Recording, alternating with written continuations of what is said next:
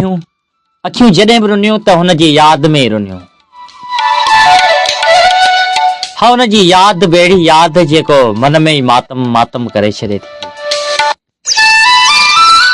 थरपारकर जे ॻोठ रोहड़ चारण खां भा परमानंद खीराणी ऐं ॻोठ चतू जी ढाणीअ खां शाइर परमानंद परदेसी लिखनि था।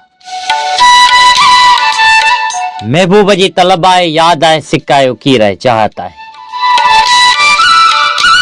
अजीब फ़लसफ़ो आहे, कॾहिं ज़िंदगी खिलाए थी त कॾहिं ज़िंदगी रुआड़ियो छॾे थी। हादा शकील आरीसर ज़िंदगी बि अजीब तमाशनि जो मजमू आहे। कॾहिं अखियूं लटियूं आहिनि त वरी कॾहिं एहसासनि जो क़त्ल करे माण्हू जो ख़्वाहिशूं ई चिकनाचूर थी वेंदियूं आहिनि। हुआ हिकु शख़्स जंहिंसां मोहबत बेइंतहा हूंदी हुई, इंतहा खां बि ऊची हुई, पर एहसासनि जो दायरो बि बेमुल रखियो हो। न चाहींदे बि हुन हिकु माण्हूअ खे दिलि जो देवता मञण लॻनि। काफ़ी साल पहिरीं कंहिं बहाने अखियुनि जो मेलाप थियो हो।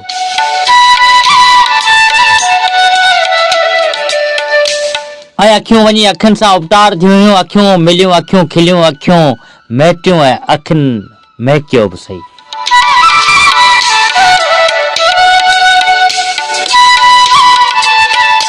हा, अखियूं मिलियूं, अखियूं खिलियूं, अखियुनि महटियो, अखियुनि महकियो, बसि हुन जी निराले नेणनि जो निशानो बणिजी पियासीं। अखियुनि जा फसाना असीं यार थियासीं, अवां जे अखियुनि जा वली थी पियासीं। अखियुनि जा फसाना असीं यार थियासीं, अवां जे अखियुनि जा वली थी पियासीं।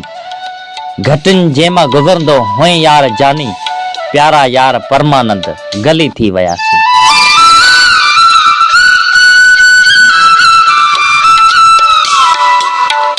हादा शकील आरीसर हाणे हलूं था उन्हनि दिलबरनि जे दास्तान जे तरफ़। हो हिकु माण्हू मुंहिंजे जीवन में अनोखा रंग भरे रहियो हो।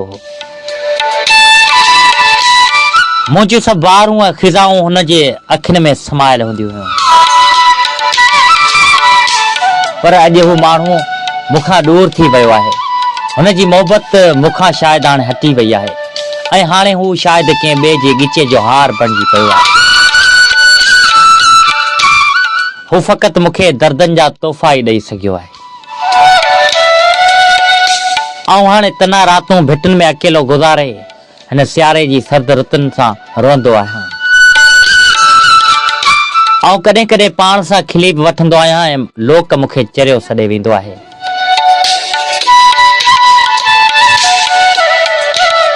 बसि मुंहिंजे ख़्वाहिशुनि जो क़त्ल कंदड़ हू माण्हू शाल आबाद हुजे।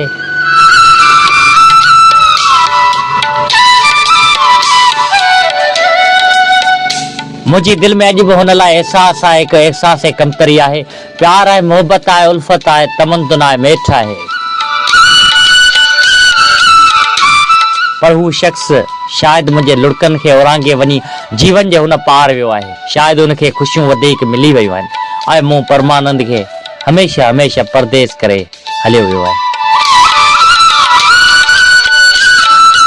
कॾहिं था रंग महकनि, कॾहिं थियूं होलियूं चहकनि, पिरी तूं दूर आहीं यार, हाणे था जज़्बा बहकनि।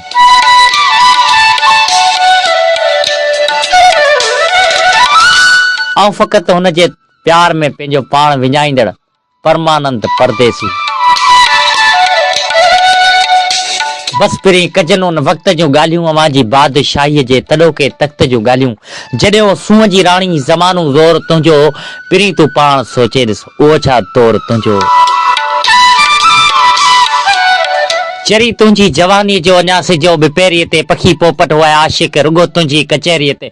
निमंता कूक कोयल जे वणनि मां तुंहिंजे ईंदी हुई, पिरी सुरहाण गुल गुल जी अची महिमान थींदी हुई। चवनि था डेल तुंहिंजी हुई, चवनि था मोर तुंहिंजो, पिरी तूं पाण सोचे ॾिस उहो छा दौर तुंहिंजो। हा पिरी, हाणे तूं वञी पाण सोच, तुंहिंजो बि को वक़्तु हूंदो। हाणे तोखां सवाइ जीवन बेवक़्तो लॻे थो। हाणे त हीअ अखियूं रोई रोई थकिजी पियूं आहिनि।